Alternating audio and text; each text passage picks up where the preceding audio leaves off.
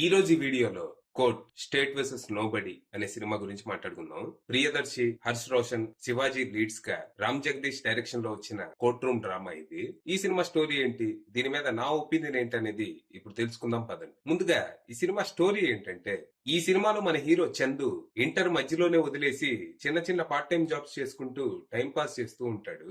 అయితే వాళ్ళ నాన్న ఇంట్లో కనీసం ఒక్కరైనా చదువుకున్న వాళ్ళు ఉంటే బాగుంటదని మనోడిని చదువుకోమని బలవంతం చేస్తూ ఉంటాడు.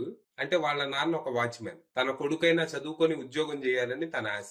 కానీ మనోడు ఇవేవి పట్టించుకోకుండా చదువు లేకుండానే సంపాదిస్తున్నాగా, ఇంకా దాంతో పనేంటి అంటాడు. ఇలా సాగుతున్న మనోడి జీవితంలోకి జాబిలి అనే అమ్మాయి వస్తుంది. గొడవలతో మొదలైన వీళ్ళ పరిచయం తర్వాత ప్రేమగా మారుతుంది. అయితే జాబిలి బాగా డబ్బున్న అమ్మాయి. అలాగే వీళ్ళింటి పెద్దయిన మంగపతికి పరువు, హోదా, పిచ్చి ఎక్కువ. పరువు కోసం కోసేసుకునే టైపు. ఇలాంటి వాడికి వాళ్ళ ఇంటమ్మాయి ఓ వాచ్మెన్ కొడుకుని లవ్ చేస్తుంది అని తెలిస్తే భరించగలడా? దాంతో తన ఫ్యామిలీ పరువు కాపాడుకోవటానికి హీరో మీద న్యాయ పోరాటానికి దిగుతాడు. హీరోకేమో 19 ఏళ్లు, హీరోయిన్ కేమో 17 ఏళ్లు. దాంతో మనోడి మీద మైనర్ బాలికని మాయ చేసి అబ్యూస్ చేసినందుకు పోక్సో యాక్ట్ తో పాటు ఒక అబ్బాయి మీద ఏ ఏ కేసులైతే పెట్టొచ్చో అన్ని పెట్టేస్తాడు. సీరియస్ అక్యూజేషన్స్ అవటంతో ఈ కేసుని టేకప్ చేయడానికి ఏ లాయరు ముందుకు రాడు. వచ్చినా వాళ్ళు వేస్ట్ గడ్లే అయి ఉంటారు. ఈ టైంలో మన హీరో కేసు వాదించడానికి తేజ అనే ఒక జూనియర్ లాయర్ వస్తాడు. తనకిదే ఫస్ట్ కేసు. మరి తర్వాత ఏం జరిగింది? అసలు ఈ తేజ ఎవరు? చందు కేసు వాదించడానికి తనెందుకు ముందుకొచ్చాడు? ఇంతకీ చందు మీద పెట్టిన పోస్కో యాక్ట్ అంటే ఏంటి? దీన్ని కొంతమంది తమ స్వార్థం కోసం ఎలా వాడుకుంటున్నారు? చివరికి ఈ కేసుల నుంచి మన హీరో బయటపడ్డాడా, లేకపోతే మంగపతి తన పరువు కాపాడుకున్నాడా అనేది మీరు సినిమా చూసి తెలుసుకోవాలి. ఇక ఈ సినిమా నాకైతే నచ్చింది. మంచి engaging court room drama.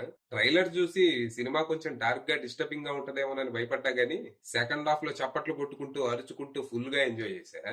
First half decent గా ఉంటే సెకండ్ హాఫ్ అదిరిపోయింది. సినిమాలో స్టోరీ చాలా సింపుల్ గా రొటీన్ గానే ఉంటది. పేదింటి అబ్బాయి, గొప్పింటి అమ్మాయి ప్రేమ కథ. కథ రొటీనే అయినా స్క్రీన్ ప్లే చాలా టైట్ గా ఉంటది. ఎంగేజింగ్ స్క్రీన్ ప్లే కి మంచి మెసేజ్ కూడా తోడవటంతో మంచి సినిమా అనే ఫీల్ కలిగింది.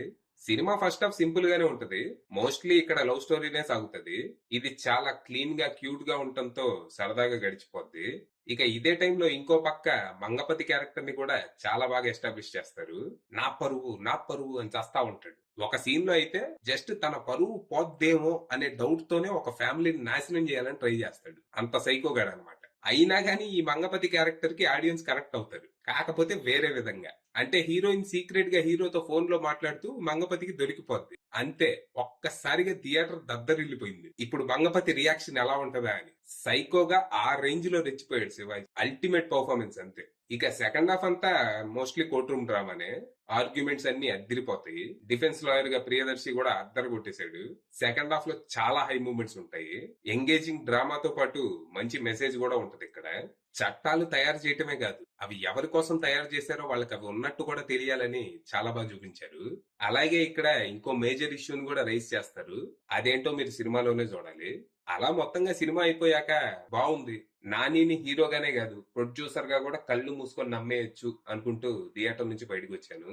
ఓవరాల్ గా సినిమాలో ఉన్న పాజిటివ్స్ విషయానికి వస్తే screen play, performances, cinematography, production values, dialogues and direction. ఇక నెగటివ్స్ విషయానికి వస్తే కొన్ని ల్యాగ్ సీన్స్, అలాగే లాస్ట్ లో జస్ట్ చంప దెబ్బ కొట్టడం, పూడ్చిపారు అవ్వాల్సింది. ఫైనల్ గా చెప్పేది ఏంటంటే సినిమా బాగుంది, డౌట్ లేకుండా వెళ్ళిపోండి. అది విషయం.